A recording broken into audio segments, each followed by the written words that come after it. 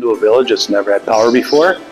The 13 other guys and myself are in Guatemala, and we're building a line to a village. I think it's 3.5 miles.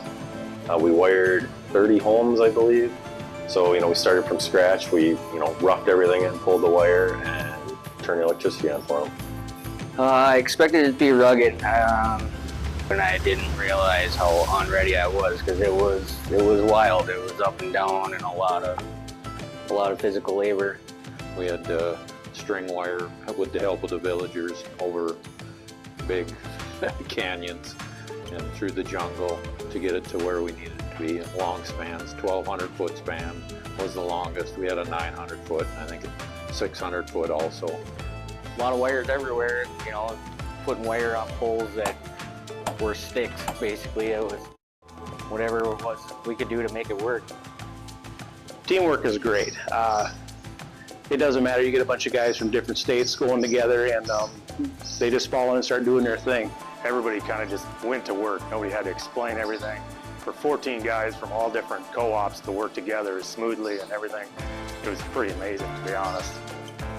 Was it hard work? Yeah, but the villagers were there at every step of the way to take whatever bags, whatever tools you had, carry them to the next spot. They pulled all the wire out straight down the mountainside and straight back up the next side. They carried our gear bags out for us because it was too muddy for us to carry them and get trucks in there. Right, without the locals, my gear bag probably would have stayed in the village. Small kids to the oldest gentleman in the village, they were right there wanting to do whatever they could to make your life easier, even though we're there to make their life easier. Working in a house, we had two boys with us. One was 9, one was 12, and I had asked, what is one thing that you're really looking forward to with getting electricity? And they both agreed that just having light, so they didn't have to use candles anymore.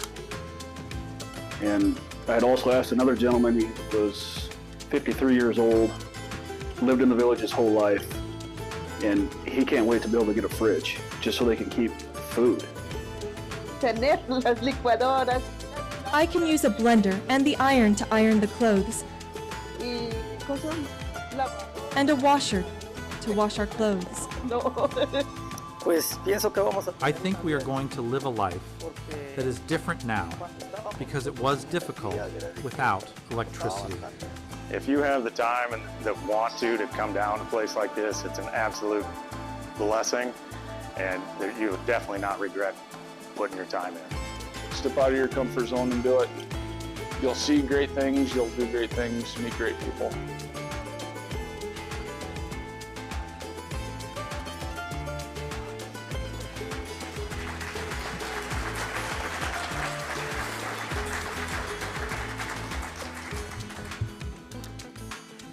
Well, good evening.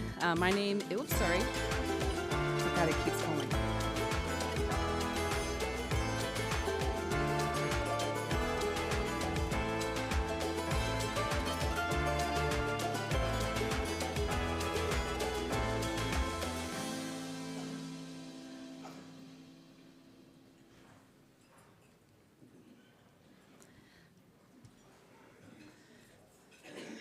All right. I forgot for the thumbs up. So, good evening and welcome to the 88th Annual Meeting of People's Energy Cooperative. My name is Gwen Stevens and I'm the Vice President of Cooperative Relations. Thank you for taking the time to join us. Tonight, in addition to announcing the board election results, we'll also be reporting on the financial health of the cooperative, how we deliver more than power to the communities we serve, and how we're strategically poised to continue to deliver on our mission well into the future and achieve our vision. New this year, we will also be announcing our high school scholarship winners. Before we begin, there are a few housekeeping items to cover. First, as a courtesy to everyone, please turn off or silence your cell phone. If you need assistance with anything this evening, please find one of our employees in a cooperative shirt, and they will be happy to help you. As in prior years, each registered member will receive a $10 bill credit on their April power bill for attending today's meeting. If you haven't already done so, please have a staff member scan your registration card before you leave to ensure you receive that credit. I hope you had the opportunity to stop by the information tables if you had any questions. If you haven't, they will be staffed for about 15 minutes following the meeting as people exit. If you have a question you would like answered tonight, write it on the green cards on your table. Prior to the introduction of candidates, staff members will collect the cards and will respond to as many as possible. This includes those participating in Plainview. We truly value your feedback and suggestions because they help us improve and tell us what's going well.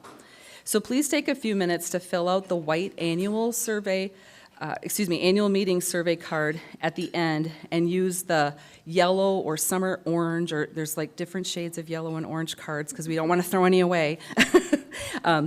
We reuse those each year. So anyway, they're a question and comment card. Use that one and you can leave it on the table or hand it to a staff member. If you have a question or comment that's really more specific to your service or may require some research, and we'll follow up with you in the next week or so. You can either leave those orange/yellow cards on your table or, like I said, hand them to a staff member. And those are both available at each location. The 2025 annual meeting of Darrell and Power Cooperative is on Wednesday, June 4th at the La Crosse Center in Wisconsin. If you would like to join us as a delegate, you must be a member of the cooperative and registered through us. To register and receive a seat on the chartered bus from Orinoco or St. Charles, please do so at the registration table before you leave this evening, or you can also email the cooperative to memberrelations@peoplesenergy.coop or call the office to express your interest by April 25th. We will provide more details when you call in or connect with us. So planning and hosting an event like this takes the work of many. There are a number of staff members who help prepare for it, as well as those who are here and in Plainview instead of home tonight. We are a small but mighty team, and I appreciate everyone's help and support, and thank you for serving our members and each other. I also want to thank our member advisory committee members who are with us tonight here in Rochester. They greeted folks here and helped serve food that was prepared by the wonderful event staff here at the event center. And I also want to thank Blacktop for providing the food in Plainview. Please join me in thanking all of these people for helping make tonight possible and making it pleasant.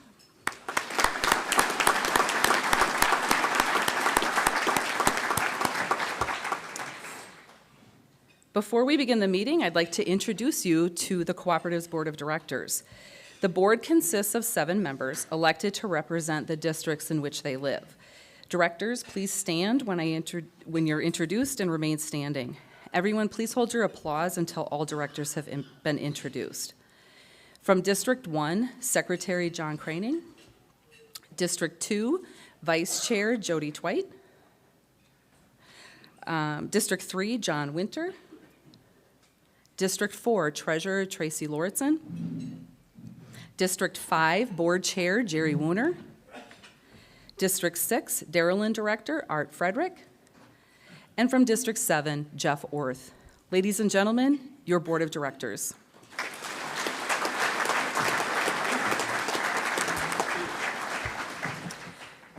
One last thing before we begin.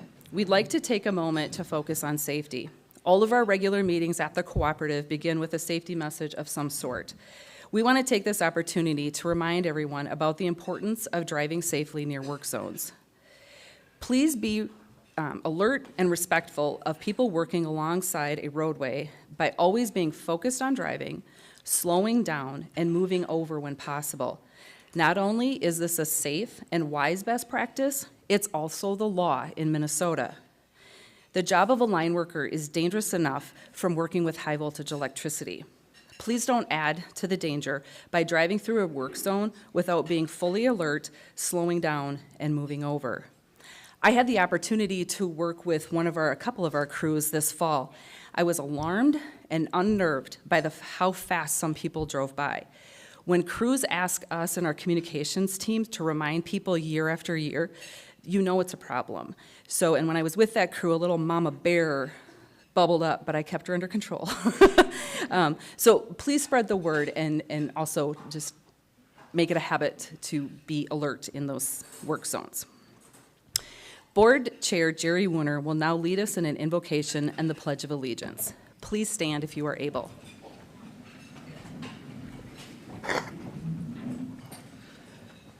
Please bow.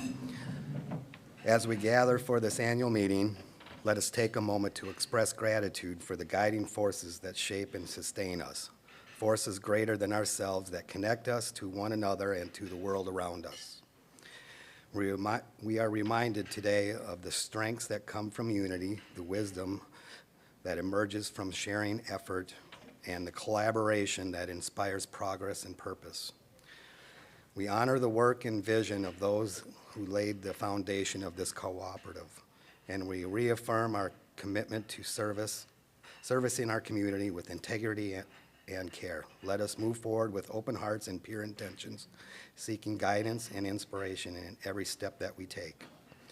May this meeting inspire creative ideas and guide us towards even greater achievements in the years ahead. Amen. Please join me in reciting the pledge. I pledge allegiance to the flag of the United States of America and to the republic for which it stands, one nation, under God, indivisible, with liberty and justice for all. You may be seated. Good evening and welcome. I have been informed that the number of members attending is sufficient to constitute a quorum and transact any business coming before this membership. Therefore, I officially call this meeting to order. On the screen, you will see the agenda, which was also published in the annual report. A call for a motion and a second to accept the meeting agenda. I need a motion. Got anybody who wants to make a motion? So moved. Got one over here. I need a second. All right. Got a second. All those in favor say aye. Aye. Any opposed say no. Motion carries. Thank you. All members were mailed notice to the annual meeting in the annual report, which was mailed earlier this month. Notice was also given in the director ballot that was mailed in the last week of February. The minutes of last year's annual meeting were published on page 9 of the annual report. Unless there's any objections, I will entertain a motion to approve the minutes as published and to dispense the reading of them. So I need a motion on the floor. So moved. Got a motion? Need a second. All right, got a motion and a second. All those in favor say aye. Aye. Opposed? Say no. Motion carries. Tracy will now present the financial report.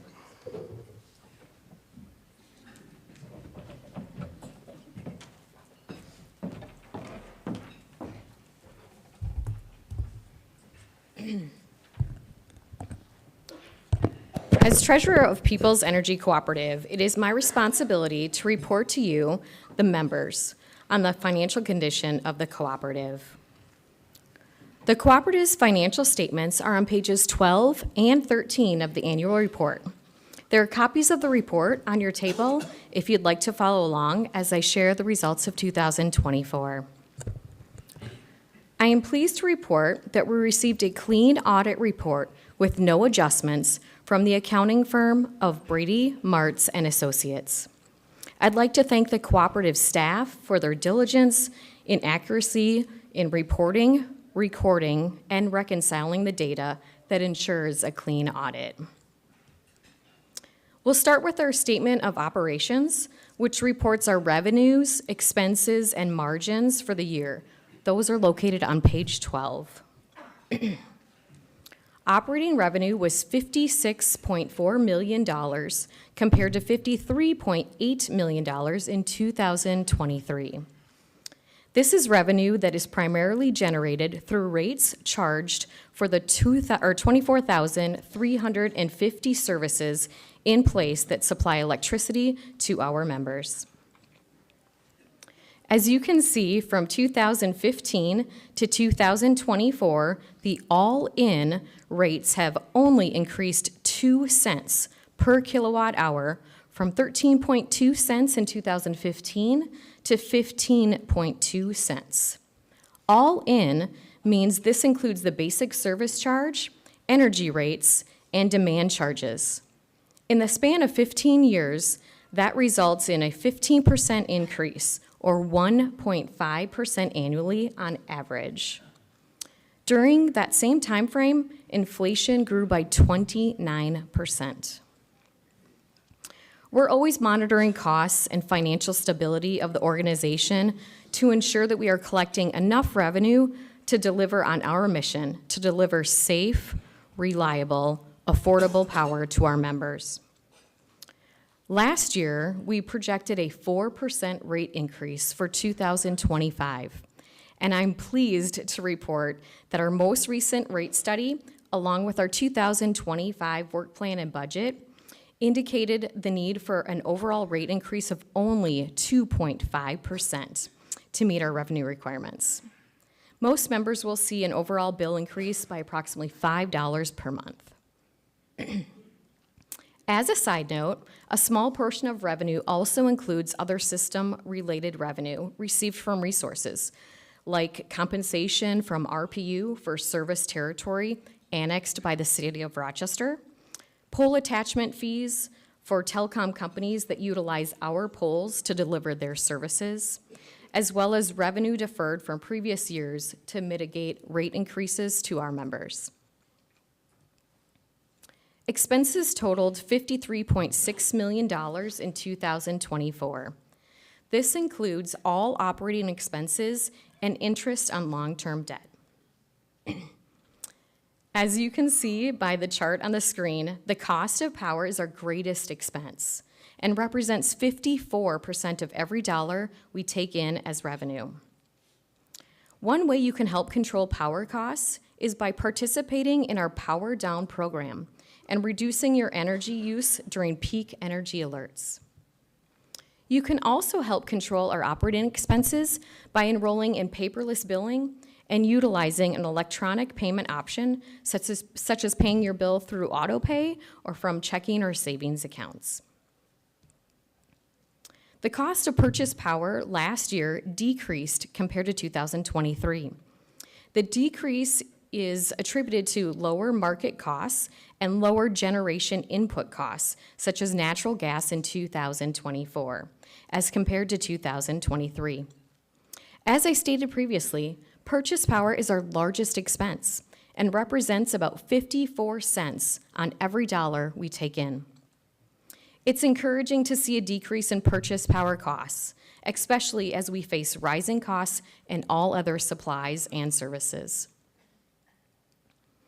The overall cost of purchase power in cents per kilowatt hour was 8.1 cents, in 2024. This was down 2% from 2023, when it was 8.3 cents. In 2025, we are projecting a decline in power costs from Dairyland Power Cooperative, our main power provider. We will transition to them as our single wholesale power provider beginning August 1st of 2025. Excluding the cost of purchase power, total expenses increased by $1.9 million, or 11.2% in 2023. We continue to experience rising costs of services and materials, which increased our costs in 2024. This graph includes inflation rates, and as you can see, 2021 and 2022 had the largest inflation increases in nearly 40 years. Interest on long-term debt increased $553,000 in 2024. This increase was due to the money we borrowed to fund our construction work plan aimed at improving electric service reliability to you. As a not-for-profit organization, our goal is not to make a profit, yet we still need margins to ensure our financial stability. It is necessary that we generate margins annually to produce the cash flow that is needed to fund our construction work plan and our debt service requirements. We also have loan covenants that requires us to generate enough margin to cover our interest expense obligations for the current year. As you can see, after all expenses were accounted for, our operating margins were $2.8 million in 2024. We had an additional revenue of $1.5 million in capital credits returned to the cooperative, thanks in large part to our membership in other organizations such as Darylyn Power. We also gained $466,000 in nonprofit margins, or non-operating margins, sorry about that. And I'm happy to report our cooperative had a sound financial year with total margins of $4.8 million. Keep in mind, margins are allocated to you, the members, and paid out in future years based on a rotation of capital credits the Board of Directors approves annually. Turning to the balance sheet on page 13, if you're following along, you will see that the cooperative's total assets were $192 million at the end of the year, compared to $183 million in 2023. This is an increase of 4.9% and is due primarily to our investment in our utility plant. Assets are what we own and include the electric infrastructure that is currently in service, construction work that is in progress, our building, and other properties, cash, accounts receivable, inventory, vehicles, and other assets. The average life of our assets is 30 years. This means around 3% of our system is replaced annually to maintain the reliability that you have come to expect. Liabilities are what we owe and include things like long-term debt, notes payable, and accounts payable. Our liabilities total $120 million. The most significant liability is our long-term debt, which totals $107 million and is $6.5 million more than last year. Equity measures the net worth of the cooperative, and the total member equity was $71.7 million, which is just over 37% of our total assets. The equity ratio is important to us and is used by our lenders to measure our creditworthiness. Your board of directors has set a goal to maintain equity within a range of 35 to 45%, with the optimal equity level being around 40%. I'm pleased to report that the cooperative returned $1.4 million in capital credits in the form of bill credit or check to you, our members, during the year. Capital credits are member equity, our ownership, in our cooperative and represent a fundamental difference that sets cooperatives apart from any other utility business models. As I stated earlier, we exist to serve members, not make a profit. As you can see, our cooperative is in sound financial condition. Mr. Chair, this concludes my report.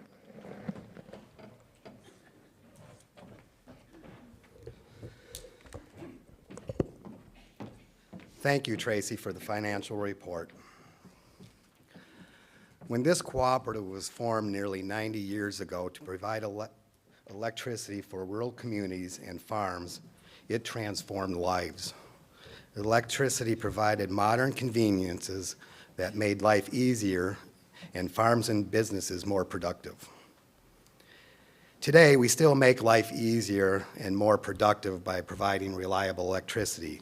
We also provide more as a community supporter, a business partner, advocate, and partner in education. We do this by capitalizing on opportunities and relationships that support our members and communities we serve. As a community supporter, we want to ensure each of our communities thrive, because when our communities and members thrive, we do as well. From Main Street shops and restaurants and manufacturers and grain elevators, we work to help our local business community be the best it can be. This includes our Economic Development Loan Program, which has helped launch new businesses and expand existing ones. This can also include connecting businesses with small business development services to help them thrive. To help members save money on their energy costs, we offer and support commercial energy audits. We know that a healthy business community is a growing one, which is why we work with our partners to attract new business investments and to the region, and at the same time, we support existing businesses with their growth. Supporting local businesses isn't the only way we support our small town communities. Over the past decade, our Operation Roundup program has invested nearly $1.5 million back into the communities we serve through grants to local charities, educational, community, and youth-related programs and events. Those dollars are generated by members who generously round up their electric bill to the next dollar each month. If you aren't currently signed up for the Operation Roundup, you can do that through the Smart app or by emailing or calling Member Services team. As a nonprofit rural electric co-op, we are often able to capitalize on additional grant opportunities for community and nonprofit organizations that we serve. In 2024, we were able to support many important efforts in our area. Darrell and Power Cooperative Contributions Program helped by providing funds to the Casson Fire Department to help them furnish items for their new firehouse. CoBank's Sharing Success Matching Grant Program matched donations we had made to Hope Ranch, the Plainville-Elgin Area Food Shelf, and Olmsted County's Mechanical History Roundtable. We also applied for a grant from Tantalus, the company that supplies our meters, which allowed our employee-driven Care for Community initiative to give away turkeys to members of the cooperative during the holidays. I would argue that one of the highlights of small-town living is the annual community festivals. What is Plainview without Corner of the Cob Days, or Chatfield without Western Days, or one of my personal favorites, Yoda Days? We are proud to help each other, each of our community festivals through financial and in-kind support. As a business partner, we view our key accounts as more than just a consumer. Our commercial and industrial members drive community vitality and have a significant impact on our utility operations. Our staff works closely with our key accounts to ensure they operate as efficiently as possible from an electrical service standpoint. The team also works to connect key accounts to community resources that help their business prosper, like the economic development tools I mentioned earlier. When I talk about advocacy, I'm referring to both our federal and state governments. At both levels, no matter which political party has the majority, decisions are made that can have a direct impact on your electric bill. Just last month, I joined other board members along with staff members in St. Paul to meet with our local legislators.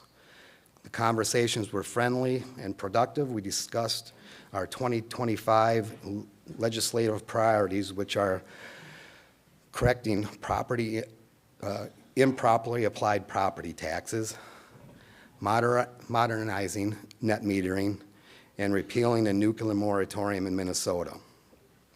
We also discussed issues that we see impacting our communities directly, like housing, and learning what issues our legislators are monitoring, such as data centers. As in past years, we also reminded our legislators about the importance of local governance that enables you to elect board members to shape the cooperative you want. We remind them that government mandates on our internal governance are both unnecessary and go directly against our cooperative principle number 2, which is democratic member control, and number 4, autonomy and independence. At Peoples, we have long believed that investing in the next generation of members is incredibly important.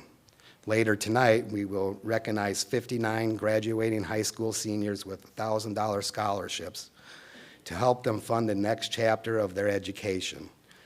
Scholarships that are funded from unclaimed capital credits, not your power bill. Investment in the next generation doesn't just happen through financial resources. We also partner with schools to help inform and educate students. In 2024, our staff visited 9 different school districts and 3 regional career fairs. I am proud that we actively partner with teachers to help enhance their education and efforts. We help teach how electricity is generated, how students can work with their parents to become more energy efficient, and most importantly, how to stay safe around electricity. There are now over 500 students who live in our service territory who now know what to do if they are ever in a vehicle accident involving power equipment. After 14 years of serving on the Cooperative Board of Directors, I can confidently say that Peoples Energy Cooperative is more than just a power provider. I am continually impressed with all that we do to help support the members and communities we serve. While electricity is the lifeblood of society and a crucial need, there are other needs we help meet simply because it's in our DNA to serve. As Mike comes to the podium, please remember, if you have a question, fill out the green card at your table and give it to a staff member, and Mike and I will respond to them at the close of the meeting as time allows. Also, just a reminder, scholarship winners, please make your way to the lobby so you can get lined up for your presentation. Thank you.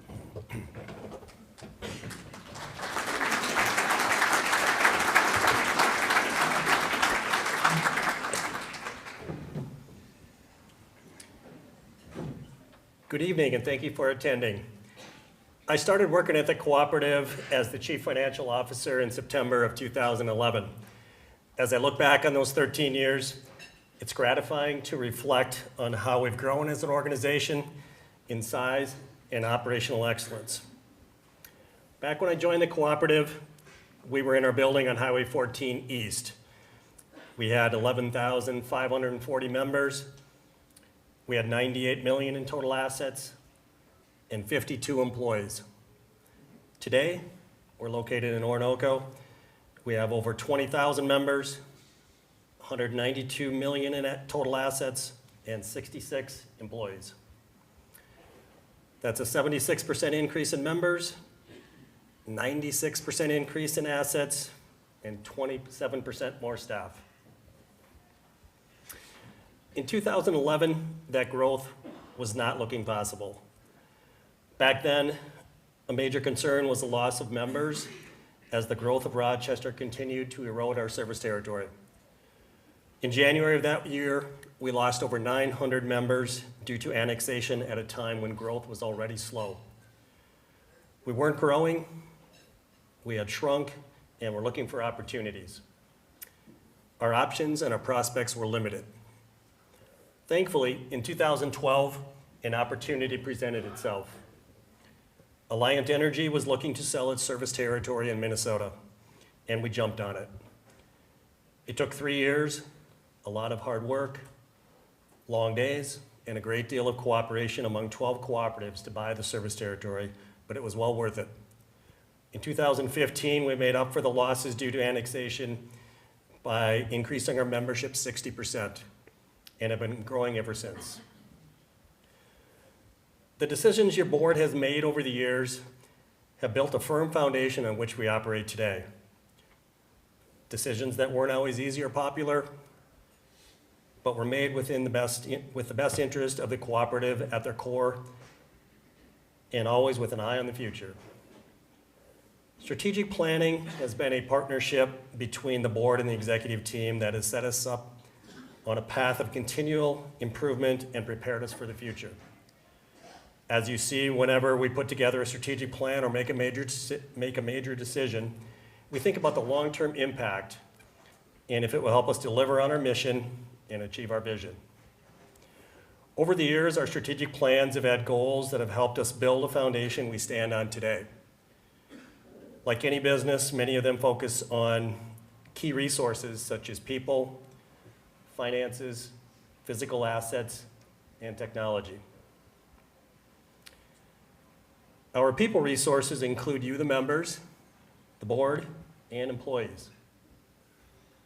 Financial resources include revenue, equity, and the ability to borrow funds.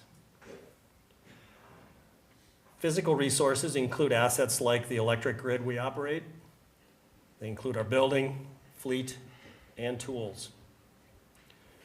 Technology resources include information technology, hardware, and software for essential business functions. It also includes operational technology that enables the electric system to operate effectively, efficiently, and safely.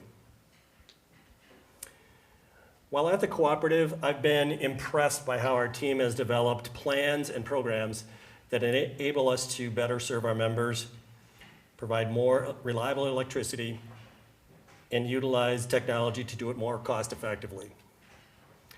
With each strategic plan, we've been building a foundation of operational excellence.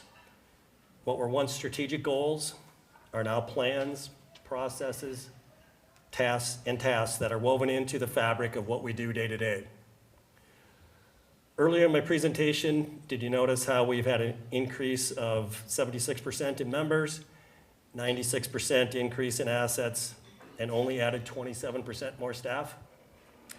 This is due to the gain in economies of scale by increasing from 5.7 services per mile of line to 8.2. But more importantly, it's due to a focus on operational excellence. So what does operational excellence mean exactly? I'm sure it means different things to different people in different industries. This graphic summarizes what it means to us at Peoples. Safety is a top priority in all we do and something we value on and off the job. We can't do our best work if we're injured and unable to work or not work at full strength. Member focus prioritizes member needs and expectations to deliver superior service. We do this by providing safe, reliable, and affordable electricity, as well as offering programs and services that meet member needs. This includes things like offering rate options, rebates, and a variety of payment options for you to pay your bill. It also includes communication tools and member events such as this meeting, and our energy forums that provide information and help answer as many questions as possible for members. Remember, you're a member owner, and this is your co-op, and we hope you take full advantage of the benefit of your membership by engaging in events such as this. One project we're excited about rolling out in May is a new outage notification system that will notify members when there are outages in their area and when that outage has been restored. There will also be a link to our outage page on our website. And the goal is ultimately to be able to provide more information about outages on our outage map. So stay tuned for more information about that in our April newsletter. In the meantime, please make sure we have an accurate cell phone number and an email address on file for you so you don't miss out on this. Strong leadership sets clear goals and objectives. It provides direction, and it fosters a culture of excellence and continuous improvement. We've been very intentional with our leadership development training to further develop competent, confident, and caring leaders. Employee engagement involves all employees building a positive work culture where passionate people collaborate, communicate, and respect one another to best serve each other and our members. We empower each other to learn, excel, and to celebrate success. Data-driven decision-making uses data and metrics to guide decisions and measure performance. For example, the data gathered from our metering system enables us to better analyze the health of the system, anticipate faulty equipment, and offer more rate options because it can tell us when you're using power, not just counting how many kilowatt hours you've used. Continuous improvement involves regularly assessing and improving processes and policies to enhance efficiency and effectiveness. We're doing this through projects like improving workflows for work orders, analyzing material supply requirements and constraints, better estimating for projects, and capitalizing on technology to be more efficient and effective. We strive to eliminate waste and optimize resources to create more value with less effort. This means saving time, money, and energy. Financial security is following policies set by the board and ensuring we collect the revenue needed to deliver on our mission, meet our financial obligation to our lenders, and retain equity that positions us for future growth.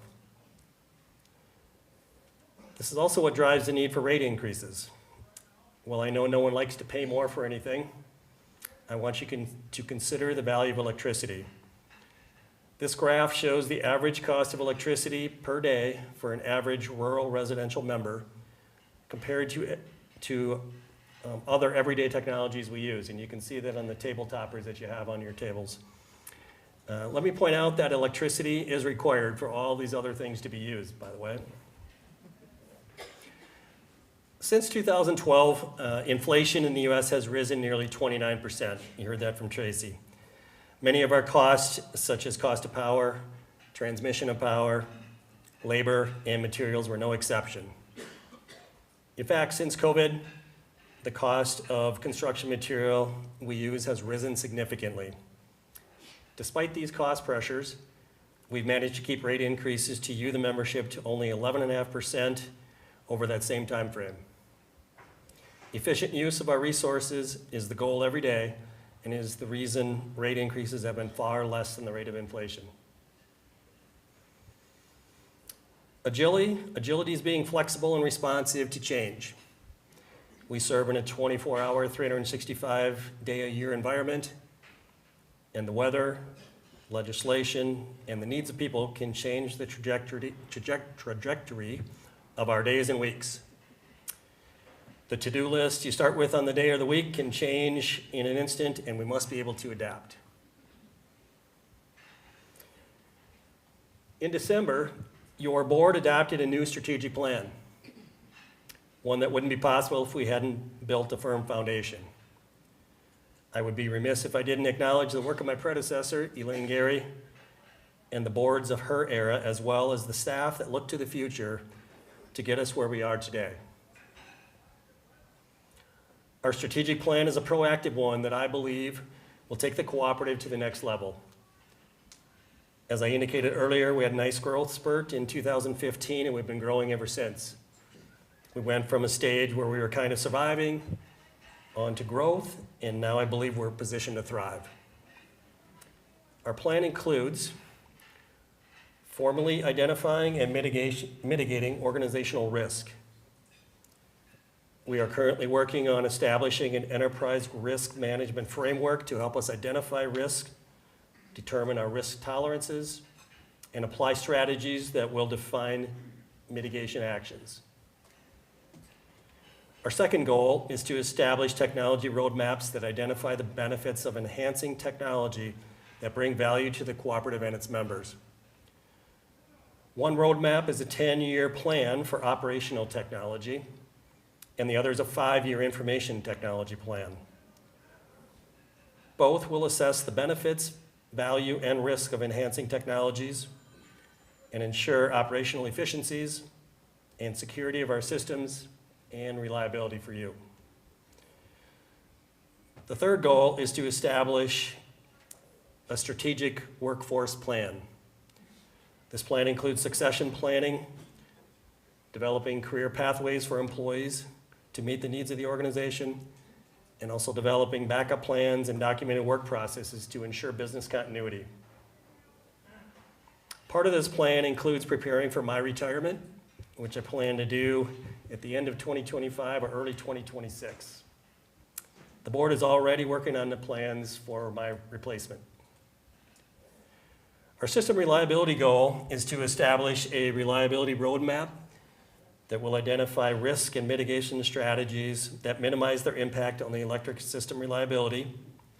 We'll develop a systematic approach to prioritize investments utilizing reliability metrics and address load growth, equipment replacement, and system maintenance. And our fifth goal is to establish growth priorities by identifying strategic investment opportunities, establishing parameters and thresholds to be used as guidelines when considering strategic investments, and then pursuing those opportunities consistent with the priorities and guidelines.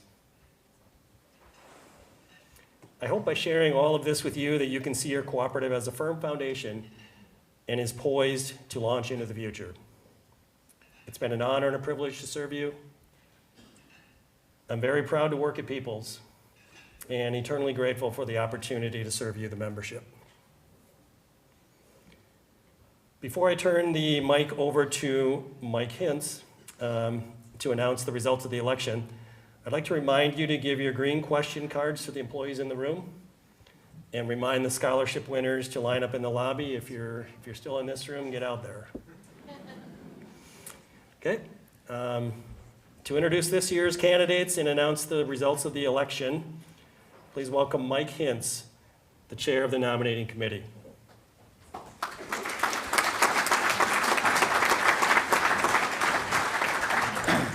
Thank you, Mike. Good evening, everyone. My name is Mike Hintz, and I served as the chair of the nominating committee for this year's election. In accordance with cooperative bylaws, the nominating committee consists of 5 to 11 members who seek out and vet board candidates. This year's nominating committee included Robert Scott Hovland, Bill Perkle, Ben Hain, Mary Blair Haft, Mike Nevin, and Robert Kuhlman. On this year's ballot, you were asked to vote for 2 board candidates that will serve for 3 years. You received information about each of the candidates in your ballot packet. The candidates for the 2025 election are from District 1, incumbent John Craning, and from District 6, incumbent Art Frederick. Although John and Art ran uncontested, they still need to be elected through a member vote. On the screen, you can see the results of the election. There it is. Thank you, John and Art, for their continued dedication to the cooperative. At this time, I ask John and Art to join me up front for a pledge to the oath of office.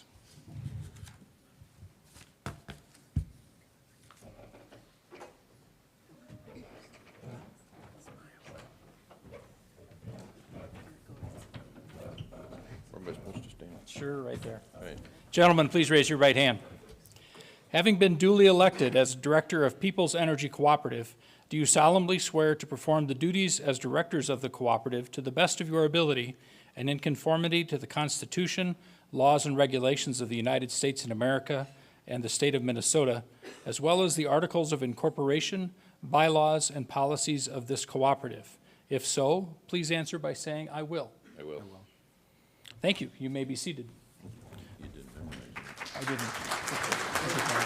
Mr. Wooner.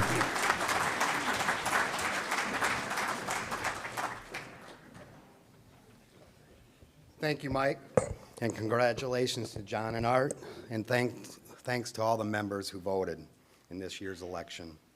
As a reminder, following the adjournment of this meeting, we will reply to questions that have been submitted.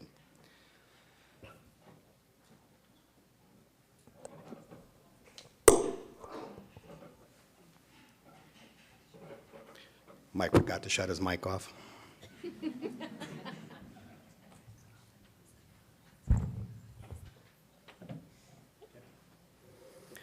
Okay, is there any unfinished business that needs to be addressed?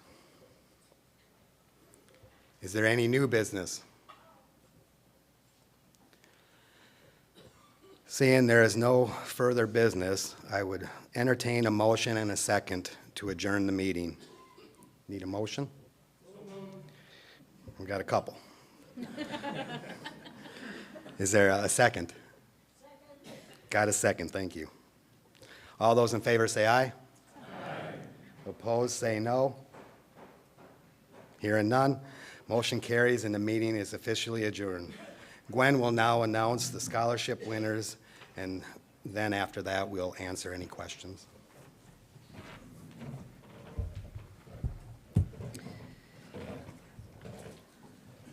Since 1997, this cooperative has awarded nearly $600,000 in scholarships to graduating high school seniors. The scholarships were funded through unclaimed capital credits. Tonight, we will be recognizing this year's scholarship winners. There are 59 students in total, and I think about 35-ish, 36 are with us this evening. To be eligible for a scholarship, the student's parent or guardian must be a member of the cooperative. Students must have a GPA of 2.7 or higher, and they need to submit a complete application, which includes an essay that describes how they have served in their community in meaningful ways, with signatures from a leader or supervisor as proof of service. As an organization that serves the community and values service, a significant emphasis is placed on the students' community service efforts. I'm always inspired by our scholarship winners, by what they have done and what they plan to do in their future. So without further ado, I will announce this year's winners who are with us this evening. And I'll be out, so for moms and dads, I'll be announcing them in order based on their high school, starting with Byron, and then we'll conclude with the homeschool students. So that if you want to get a picture, you can. All right. From Byron High School, the Mighty Bears, we have with us this evening Landon Branmer, and Tatum Brookman. Oh, sorry, Tatum, yeah, sorry. Yeah, just wait a second. And Tatum Brookman.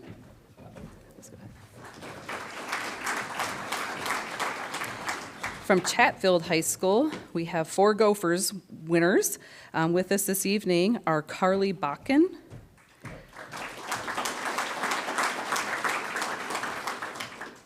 Adia Evans,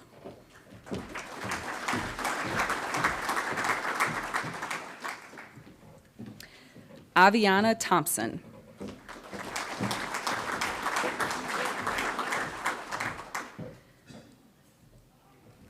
from Dover-Iota High School, we had 8 winners. With us this evening are Jolie Draper. Did I get that right? Okay. Alex Hartke. Oh, sorry. I've got to slow down. Just take your time. We're good. Go ahead. Let her have her spotlight moment. Go ahead. Alex Hartke. Chloe Hartke.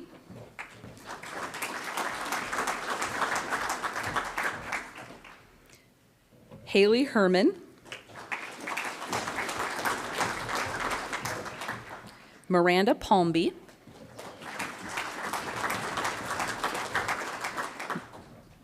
Megan Pittenger. And Isaac Wendt.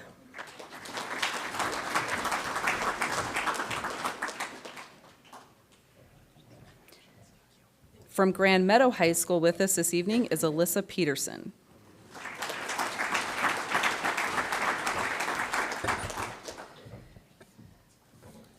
From Casa Manorville High School, Carolyn Gustafson and Wyatt Sullivan, who were winners, and they also could not be with us this evening.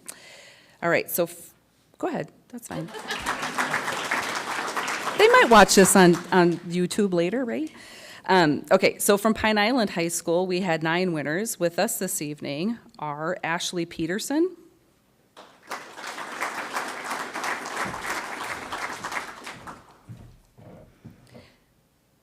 Evelyn Skierka,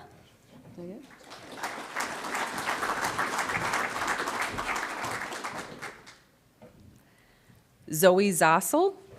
Did I do it right? What is it? Zoe Zossel. From Plainview, Elgin, Millville, we had 6 winners. With us this evening are Molly Eversman,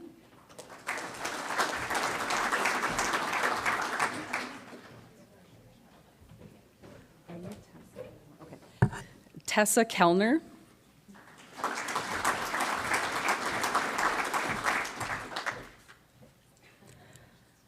Lauren Cloveter. Did I do it right? Cloveter. Joseph Sackreiter. Good.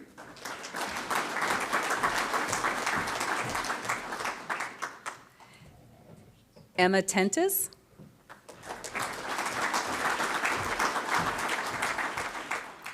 And Macy Wozni.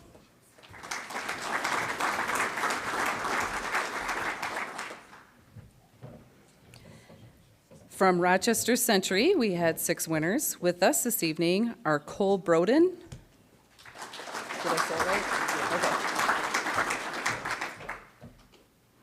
Annie Church.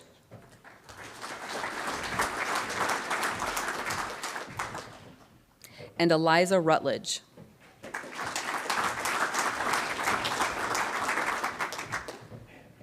From Rochester, John Marshall, Brayson Sawyer.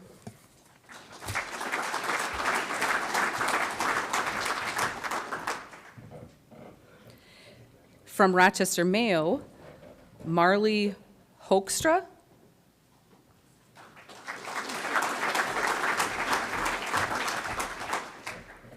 And Hope Thomas.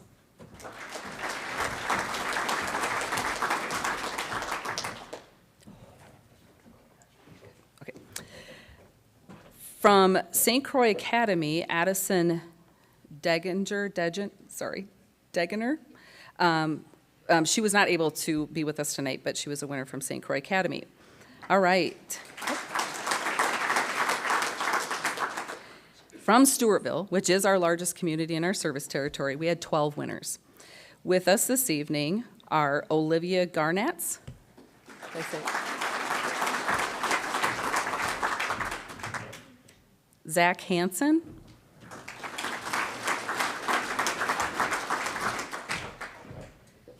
Haley Lores.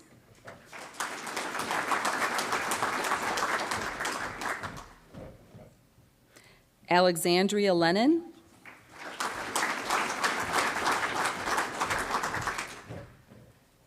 And Grace Miller.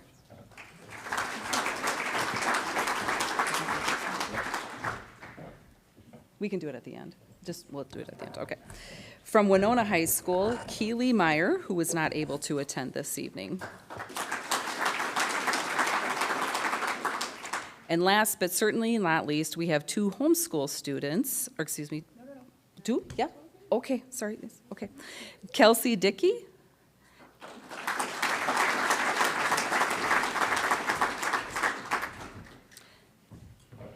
And Charlotte Florick. Come on up.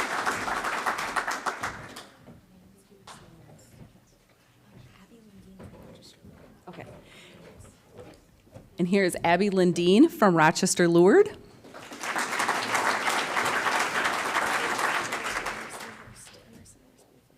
Okay. And Emerson Horseman from Stewartville.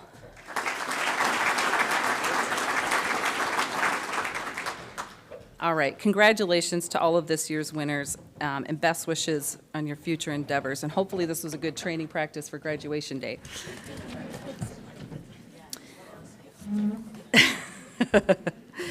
All right, sorry, hold on here one second. So now at this time, we'll open it up for questions. Did they make their way up here, the questions? Do we have green question card? Okay.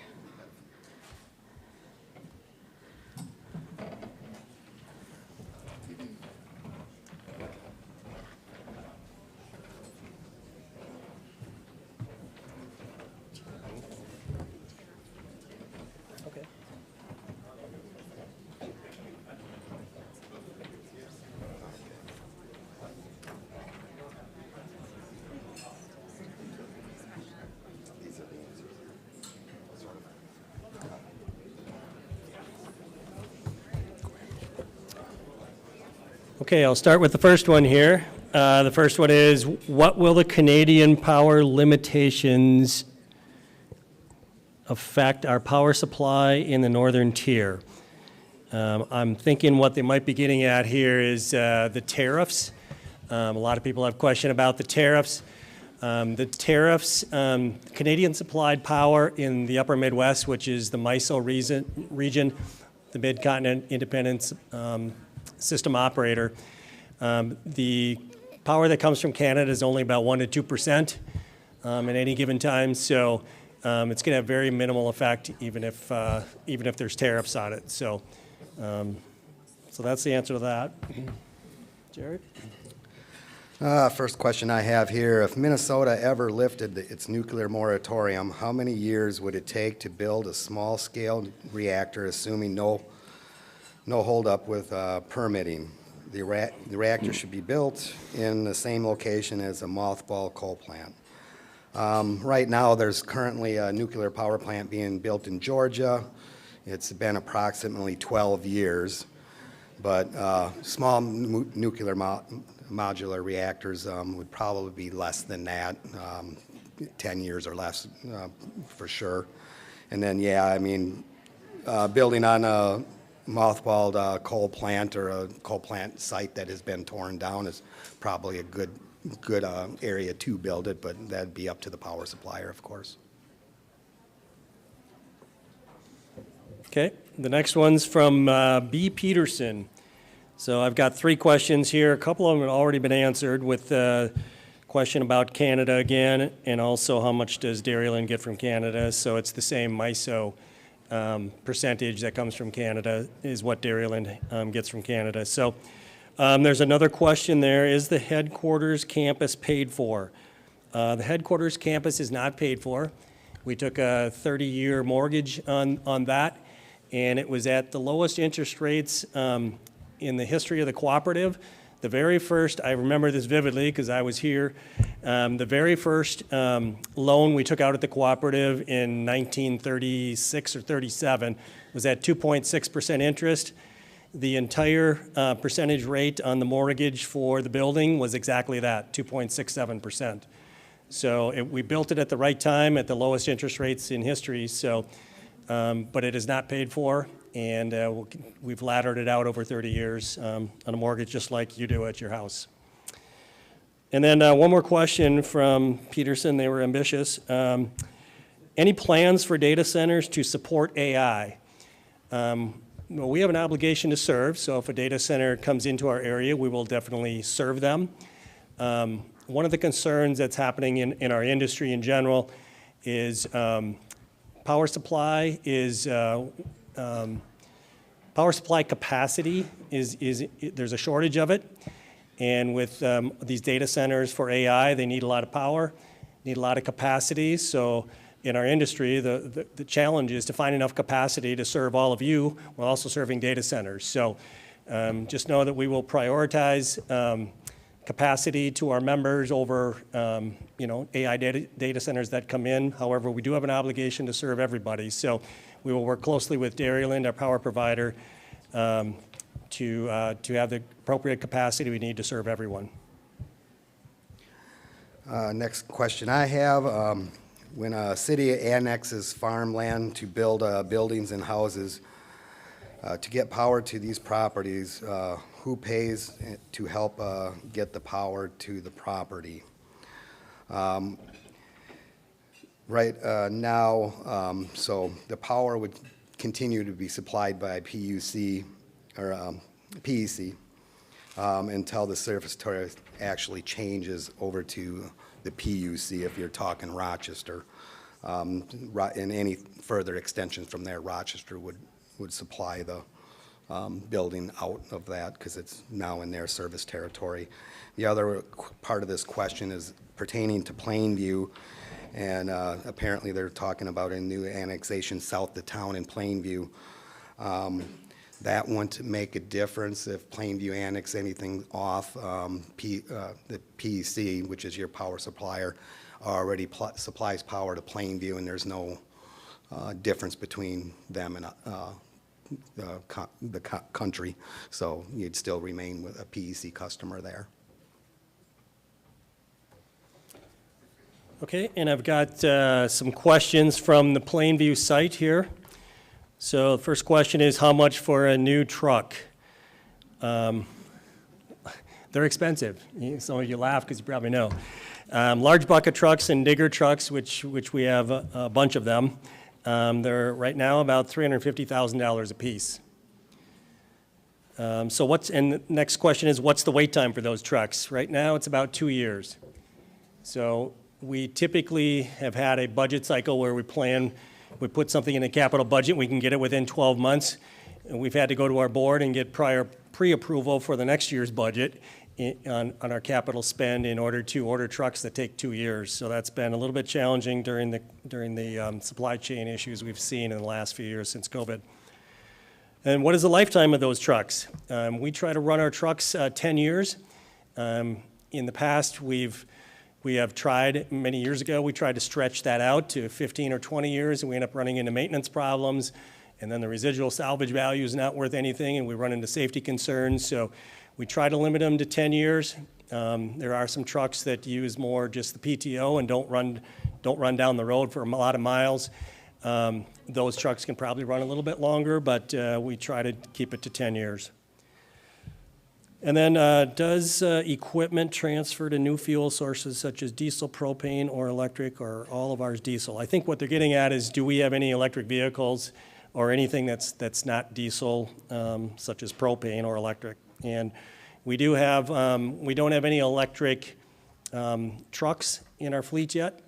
They do make electric bucket trucks, but as you can imagine, they're even more expensive than the diesel ones. We do have an electric car. We have 2 electric cars on our fleet, and we have no electric pickups at this point in time. So we have no propane powered vehicles either. So it's typically diesel, gas, or 2 electric vehicles. Okay? I got no more questions. I have no more questions either. So, looks like we're done for the night. Thank you, everybody, for coming.